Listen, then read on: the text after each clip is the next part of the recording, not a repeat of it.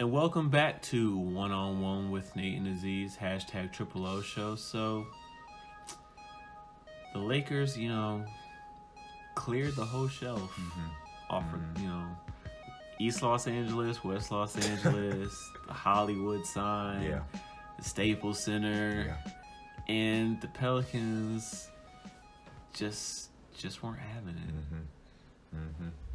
Yeah, man, I'm sure they were even leveraging these players' houses and their wives and children, but... I heard LeAngelo and LaMelo were in the deal as well. I think that was the deal breaker. Yeah, that had to They were willing to take LaMelo, but once LeAngelo got involved, they're like, you know what, you guys aren't serious.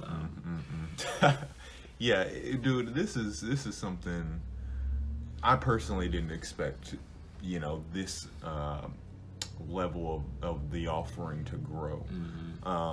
I don't think we've ever even seen a proposition put forward like that.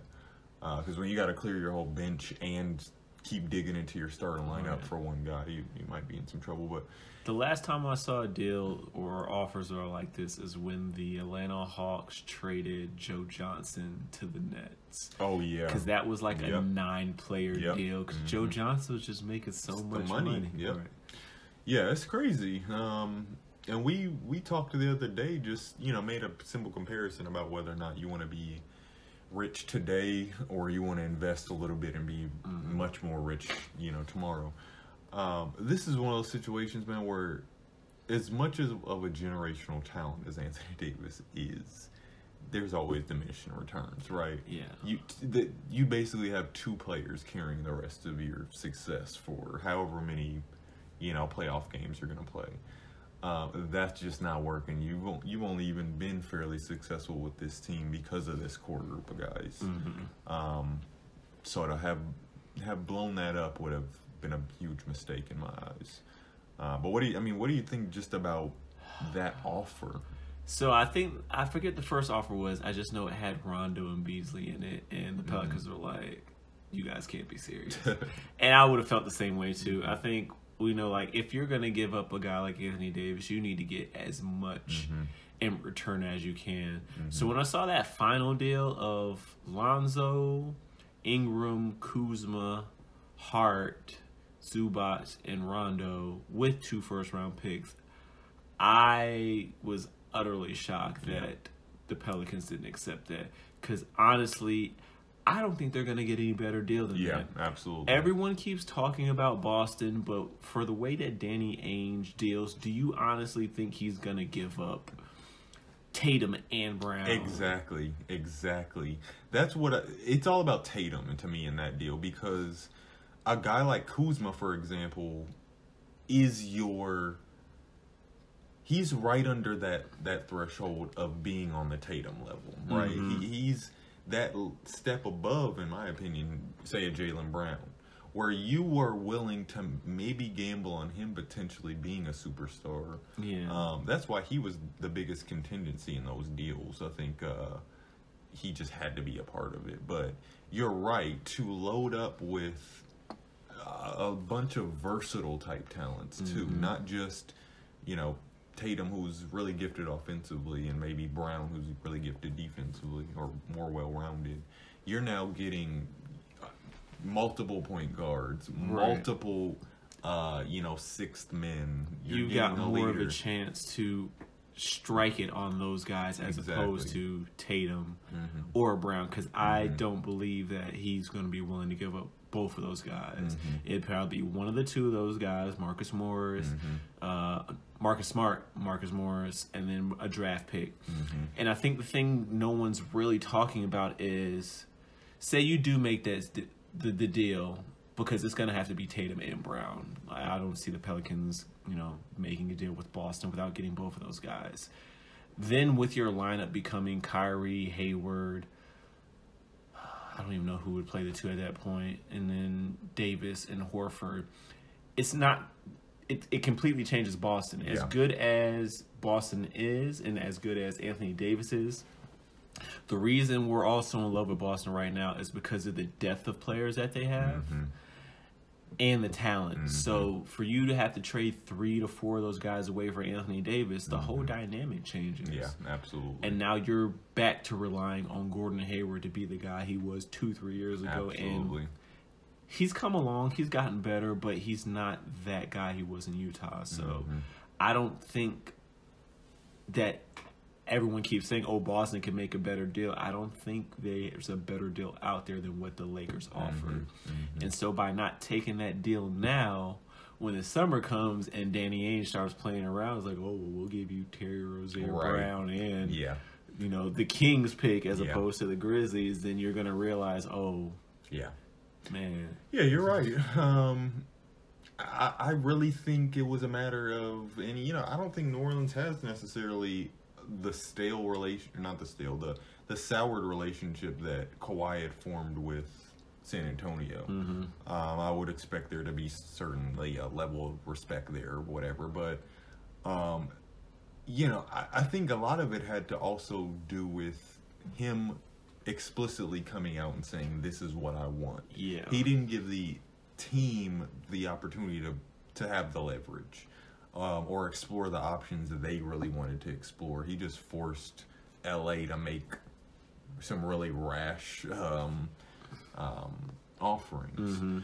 So I think it was a matter of both sides not really wanting to feed into too much of what this player wants and really figuring out what we need right now.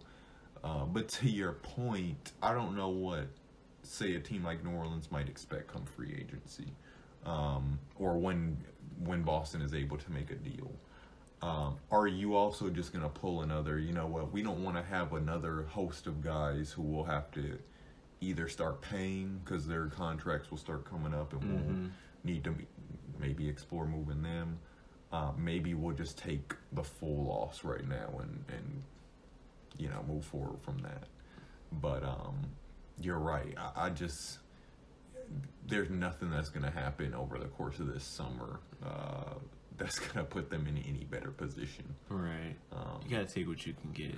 And like I said, I don't think there was going to be a better offer out there than what LA offered.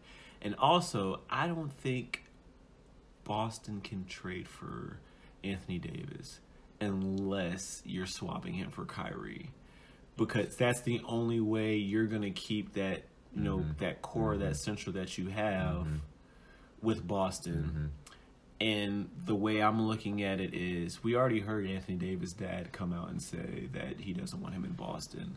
But that brings up a good point. Like, what does that say about the culture of Boston for Danny Ainge? We already have, you know, our thoughts about him trading Isaiah Thomas after all he did for them.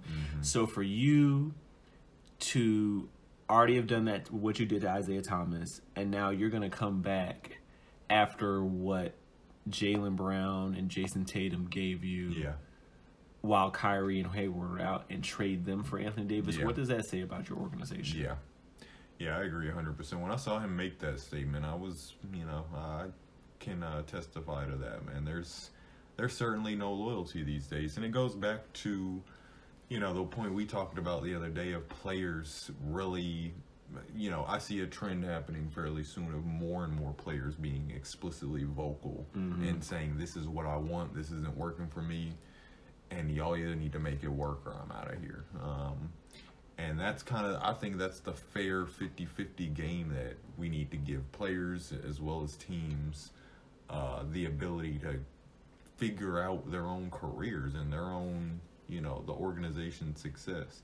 Because we look at these organizations, and for the most part, they are reliant on one or two players' successes. So if you don't give those players what they actually need to win you a championship, then you're doing yourself a disservice. And they clearly just need to look out for their own back. So, yeah, it's funny. You know, the Lakers are still going to be in that conversation once he's ready to make a decision. But, you know, if I'm the team, I want to have the leverage, right? Why would I put him in the position to get what he wants? Right. So who knows, man? Strange choice, and it goes even back to not understanding what any of these GMs are doing these days, man. You're winning, you're losing, you're just there. Right.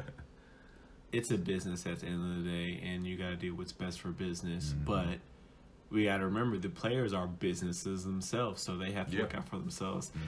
And there needs to be more of a common ground between the two. This Anthony, because it's not necessarily that Anthony Davis wants to be traded. I think that's the issue. It's the way they went about it with the agent coming out and then trying to explicitly, you know, force a trade to the Lakers. In some ways, it kind of reminds me of the whole LeBron Boys and Girls Club to Miami thing, where it's not necessarily that he wanted to leave Cleveland or, you know, that he left Cleveland. It's the way he went about it is that the issue. So I feel like on a much lower scale, that's what we're going with or dealing with right now with Anthony Davis, because you want to leave Pelicans, fine, but for you to come out and have your agent say, oh, he needs to go to the Lakers and that's the only destination he's going to go to, or else he's not going to, you know, re-sign with other teams, it forces the hand of the Pelicans not to trade him, but it limits their options. Exactly. Because on one hand, you can look at it like, well, at least Anthony Davis let them know, I don't want to be here, as opposed to he could have just played out the next 2 years and be like, oh, yeah, I'm going to resign, and then you lose him for nothing. But you're right. It's a lot of complexities that go into it, man, and it's not just one decision, I think, that, or one factor that plays into each of these decisions. So, you know, if I were him, I would be looking at LA as well, right? They have the most assets to get rid of, the most to offer me, and I could play with the greatest player in the world. So, you know, more credit to him for sticking around in New Orleans and experimenting for a while. He's had some good partners, Drew Holiday, DeMarcus, but he's done what he could with the, you know, the situation, but it just like LeBron in Cleveland, it ran its course. So you can't be mad at him for, you know, wanting to, especially while he's still in his prime. Right. Know. Just don't go to Golden State, and we'll be just fine, man. Right. I don't think anybody wants to see that unless you live in the Bay Area. Even then, No, they'd welcome it. That's true, yeah. He'd be shooting threes before we even, you know, could turn the TV off, man. They'd have a third splash, brother. So ultimately, where do you think Anthony Davis ends up? I think he ends back up in LA. When? I'm gonna say in free agency. I think New Orleans has missed their chance to get, like we talked about earlier, if they're going to get anything reasonable back, they've missed that opportunity. Because I think it's going to be even harder for Boston to... I won't say that. I think there's still deals out there. They just won't be as good as that Laker one that they passed up. So this is one of the deals I had thought about prior to the trade deadline. Once again, this is one of those... If Boston and LA are in it, you take what's just the best deal that's available or offered to you. Anthony Davis to the Raptors for Serge Ibaka, Pascal Siakam, and OG Anunoby.